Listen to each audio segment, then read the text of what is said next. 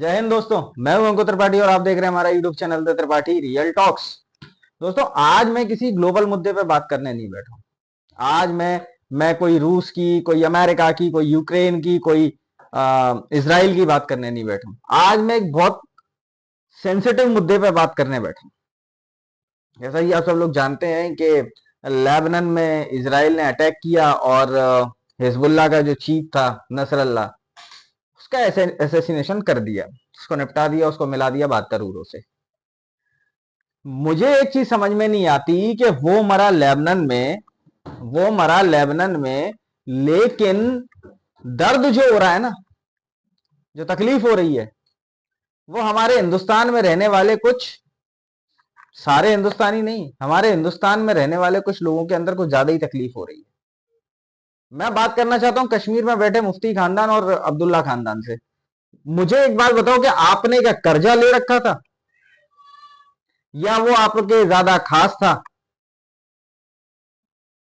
आप लोगों के दिल से तब तो कोई बात नहीं निकलती जब पाकिस्तान हमारे फौजियों को मार देता है, उसका सरकार उनके सर काट देता है।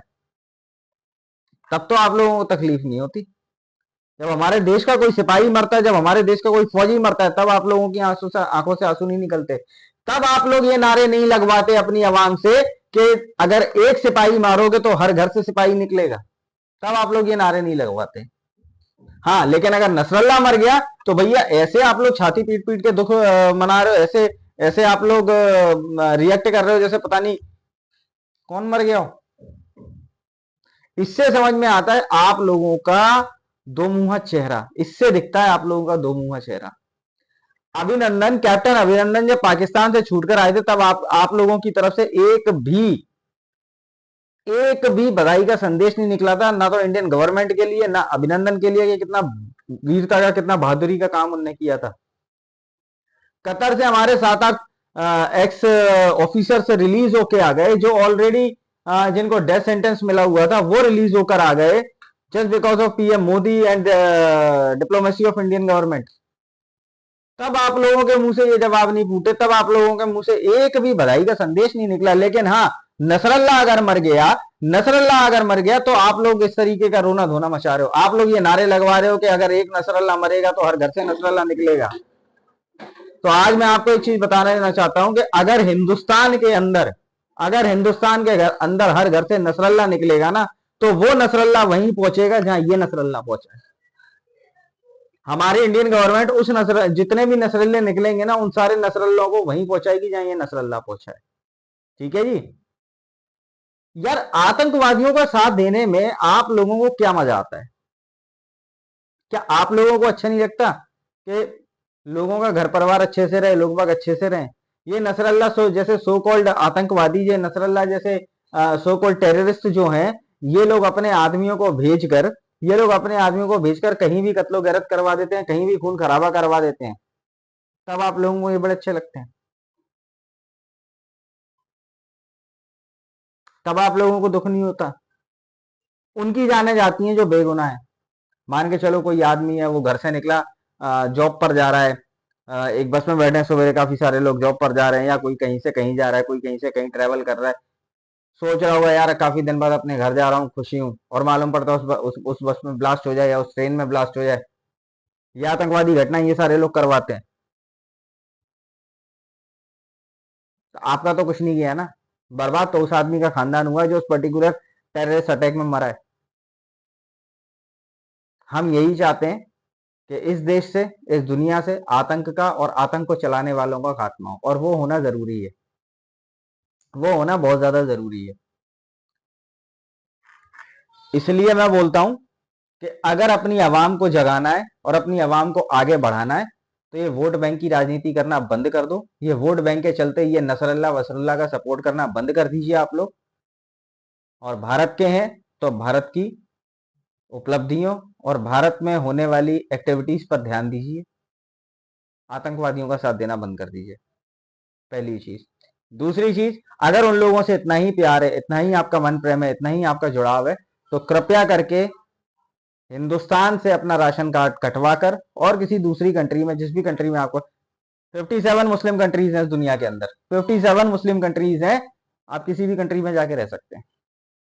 और दोस्तों मैं आप लोगों को एक चीज समझाना चाहता हूं, जो आप लोग ऐसे नेताओं के बहकावे में आके, आप लोग जो ऐसे नेताओं की बातों में आकर ये जो प्रोटेस्ट वगैरह करते हैं ना, सारी चीजें करते हैं, आप मुझे एक चीज का जवाब दे दीजिए कि अगर इन लोगों को इतनी तकलीफ है, इतना दर्द है इन लोगों को, तो ये हिंदुस्तान में क्यों प्रोटेस्ट कर रहे हैं? क्या नसरुल्लाह हिंदुस्तान में मरा है?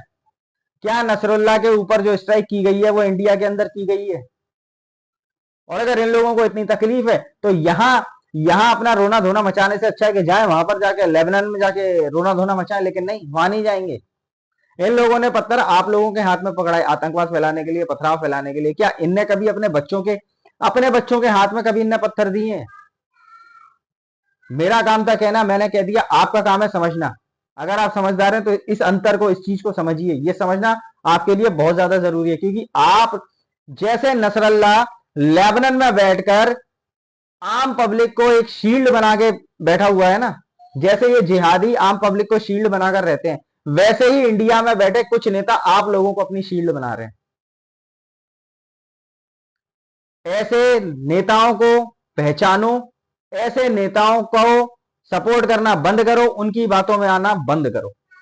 मैं अपने कश्मीरी भाइयों से ये चीज कहना चाहता हूं, मैं अपने हिंदुस्तानी भाइयों से, अपने हिंदुस्तानी मुसलमान भाइयों से ये चीज कहना चाहता हूं।